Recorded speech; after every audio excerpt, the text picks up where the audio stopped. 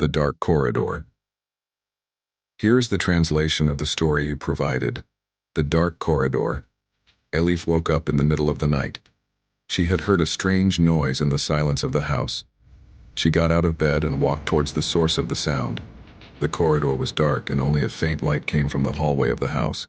Her footsteps were silent, her heart pounding like it was going to burst out of her chest. She approached the door of the room where the sound was coming from. The door was ajar and a beam of light from inside spilled out into the corridor. Elif hesitated. She didn't know what was inside, and she was scared. But her curiosity also drew her in. She took a deep breath and slowly opened the door. The room was dark.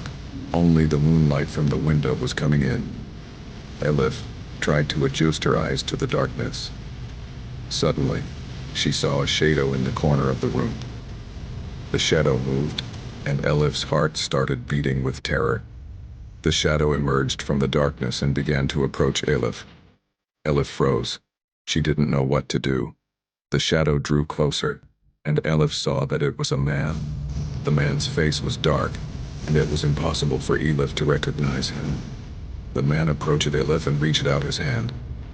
Elif wanted to scream in fear, but her voice caught in her throat. The man's hand reached for Elif's throat and began to choke her. Elif could not breathe. She was drowning in darkness. At the last moment, Elif opened her eyes and found herself lying in bed, covered in sweat. It was all a nightmare, but the nightmare was so real that Elif could still feel her heart pounding like it was going to burst out of her chest. Elif took a deep breath and tried to calm down.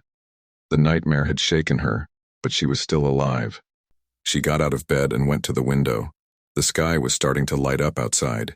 Elif was ready to start a new day.